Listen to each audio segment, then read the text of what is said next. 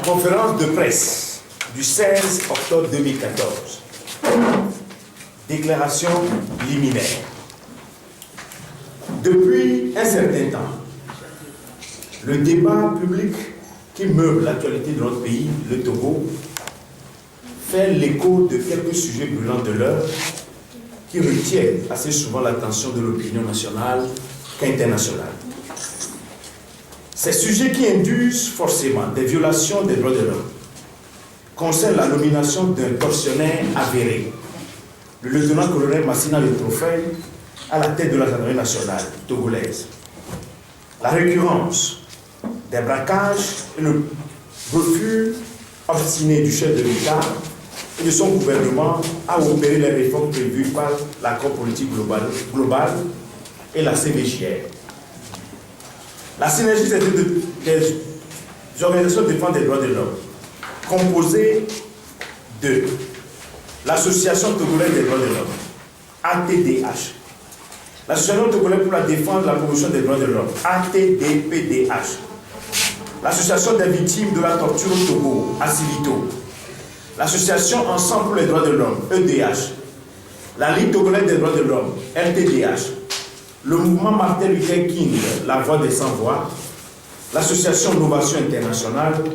le regroupement des jeunes africains pour la démocratie et le développement, RIJAD, et l'association SOS Journalistes en danger entendent dégager la position ci-après.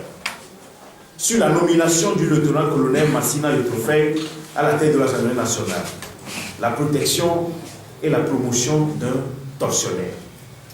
Le mercredi 8 octobre 2014, par décret pris en Conseil des ministres, le président de la République togolaise, Faure Essozina Gnassingbé, a nommé le lieutenant-colonel Massina Letroufey en qualité de directeur général de la gendarmerie nationale togolaise. Or, nous ignorons que le lieutenant-colonel Massina Letroufey, décrié par tous, a été indexé comme un grand tortionnaire de l'Agence nationale de renseignement, ANR, pour avoir exercé des actes de torture sur les accusés dans la ténébreuse affaire d'atteinte contre la sécurité de l'État impliquant Laurent Gbagbo Gnassingbé et plusieurs personnalités civiles et militaires. Il suffit de se référer au rapport de la Commission nationale des droits de l'homme en date à Lomé du 15 février 2012 pour s'en convaincre. Il faut relever qu'il y a encore quelques mois, les EDDH, dont la TDH, la TDPDH, la CIVITO, EDH et la Ligue togolaise des droits de l'homme ont eu vent de ce que le lieutenant-colonel Massina Letroufey, dont la suspension à son poste de directeur général de l'ANR avait été recommandée, était de retour clandestin à la même agence, suscitant ainsi leur indignation manifeste. Aujourd'hui, l'homme vient d'être promu au rang de directeur général de la gendarmerie nationale togolaise, institution ayant pour mission de veiller à la sécurité et au maintien de l'ordre, comme pour le récompenser pour services de torture rendus. En réalité, le chef de l'État n'a fait que récidiver, car au moment même où le personnage de triste renommée faisait l'objet de critiques nourries et de vives controverses pour actes de torture avérés, il fut à la surprise générale élevé à l'ordre de grand croix de mérite par le même promoteur, alors que l'article 2 de la Convention contre la torture et des autres formes de traitement cruel, inhumain ou dégradant du 10 décembre 1984 fait obligation à tout État parti de prendre des mesures législatives, administratives, judiciaires et autres mesures efficaces pour empêcher que des actes de torture soient commis dans tout territoire sous sa juridiction. Il faut craindre que la torture quitte l'ANR pour prendre désormais siège à la gendarmerie nationale où des citoyens sont souvent convoqués pour des investigations préliminaires. Il est incontestable qu'il s'agit là d'une grave insulte, non seulement à l'égard de la Commission nationale des droits de l'homme, mais également à l'endroit des organisations de défense des droits de l'homme, de tout le peuple togolais et de l'ensemble de la communauté internationale qui ne cesse chaque jour que Dieu fait de se battre ardemment pour la promotion, la protection, la défense des droits de l'homme dans notre chère patrie, le Togo. Les ODDH signataires de la présente déclaration s'insurge contre cette nomination du lieutenant-colonel Massina Yotofei à la tête de l'Assemblée nationale togolaise et demande ainsi au chef de l'État de rapporter purement et simplement le décret de sa nomination qui ternit l'image de notre pays. Sur la récurrence des braquages au Togo, la sécurisation d'un seul et unique individu au détriment de tous. Les ODDH notent avec forte interrogation la recrudescence du phénomène de braquage et de plusieurs actes de grand banditisme, souvent avec mort d'homme, véritable source d'insécurité grandissante et de panique dans notre pays. Les cas les plus récents ont arboré les quartiers d'Avepozo, la boutique Fontana, au grand marché de Lomé, à Dédicopé, Tobrecopé, à Veta, l'aéroport de Lomé. Et que savons-nous encore? Les interrogations sont d'autant plus vives et justifiées qu'autant que la plupart de ces braquages ont été commis avec une telle facilité et à visage souvent découvert et que l'État a failli à sa mission de garant de la sécurité de tous les citoyens vivant sur son territoire, obligation qui découle des dispositions de l'article 13 de la Constitution togolaise du 14 octobre 1992. Les EDDH rappellent que par 2 fois déjà, l'argent des commerçants du grand marché de Lomé a été confisqué par l'ANR dans le dit aéroport, alors que toutes les formalités douanières avaient été accomplies. De même, à la veille de l'incendie du grand marché de Lomé, une somme importante a été emportée du dit marché aux grandes dames des pauvres commerçantes et commerçants. En outre, les EDDH s'interrogent sur le sérieux de nos services de sécurité et de renseignement qui, au lendemain même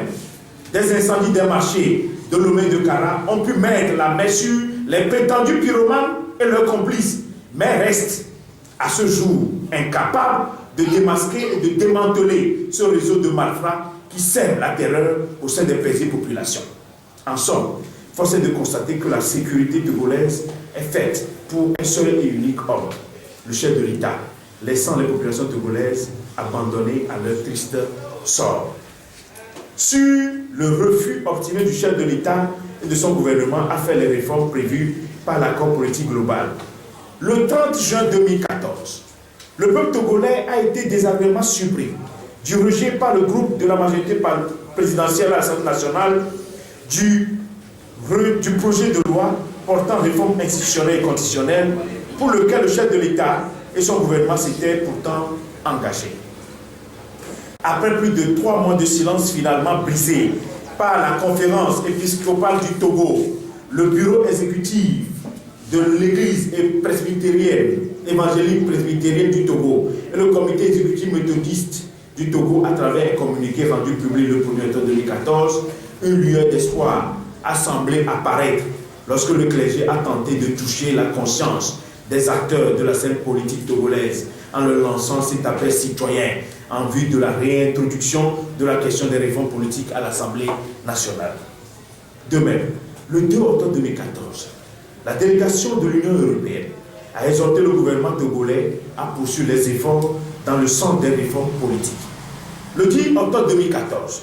le groupe des 5, à savoir l'Allemagne, les États-Unis d'Amérique, la France, le PNUD et l'UE,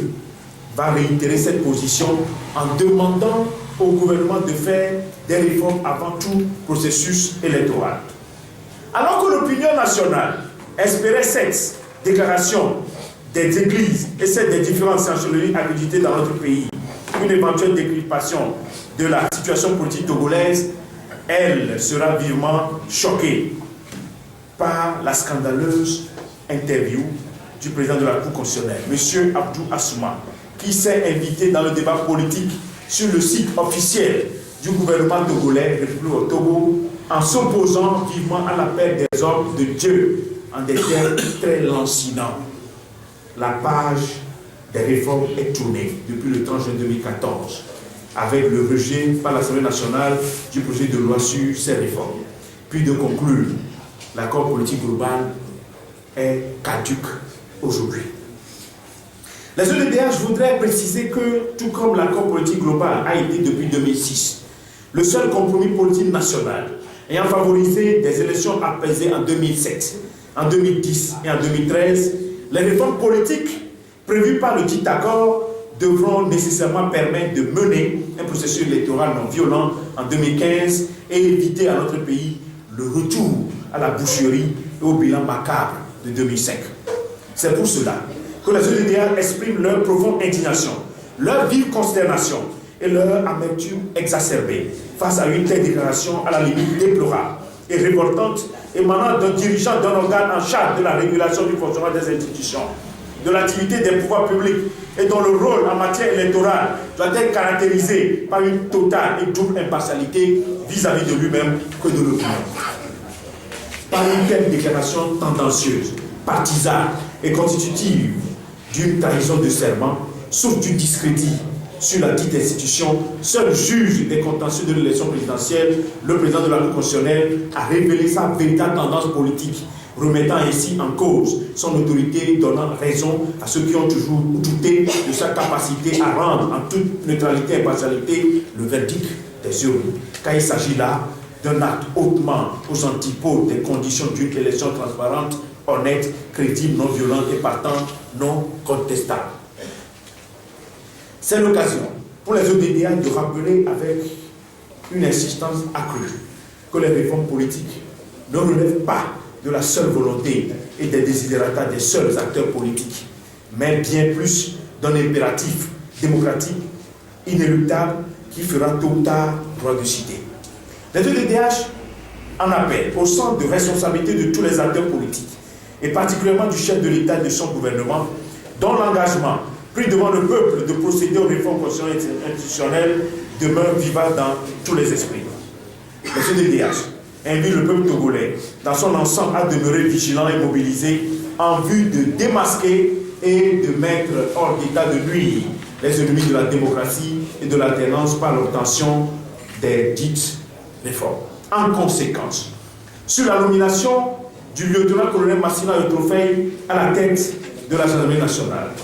togolaise, les EDDA demandent instamment au chef de l'État, Faure Essoufouye Gnassingbé, de cesser de faire l'apologie de la torture en rapportant purement et simplement le décret portant le lieutenant-colonel Massina Yotofei à la tête de la gendarmerie nationale togolaise. Sur la série des actes de grand banditisme, les EDDA demandent également instamment à l'État de prendre des mesures conséquentes et sérieuses en vue de veiller scrupuleusement à la sécurité des personnes et des biens au Togo. Elle demande en outre aux autorités enquêteuses de livrer dans un bref délai les résultats de leurs enquêtes et de prendre des mesures en vue de soutenir, encourager et dédommager les victimes de ces actes macabres et de grand banditisme. Sur les réformes politiques, les EDDA s'associent aux appels lancés par les hommes d'église, l'Union européenne, le groupe des 5 pour exiger les réformes avant l'élection présidentielle de 2015. Pour ce faire, la synergie des EDDA prévoit une série de manifestations pacifiques et demande aux populations et à toute autre organisation défendant les mêmes principes à se tenir prête pour les actions qu'elle projette dans les jours qui suivent en vue du triomphe de la non-cause commune. Somme toute, les EDDA s'insurgent contre la décision du chef de l'État qui s'est permis, en violation des principes élémentaires régissant la sécurité des élections, de mettre la force spéciale pour l'élection présidentielle de 2015 sous l'autorité du ministère de la Défense. Fait à Lomé le 16 octobre 2014. Les EDDH, ATDH, le président, signé, Clousson et Clou. ATDPDA, la présidente, signé, Madame Doué. Asilito, le secrétaire général, signé Acholi. EDH, le président, signé Maître Alphonse Bédi. LPDH, le président, signé Maître Pandé Adjari. Novation internationale, le vice-président, signé Athiobé Louis. Mouvement Martin Luther King, la voix des sans-voix, le président, signé Pasteur Edo Komi.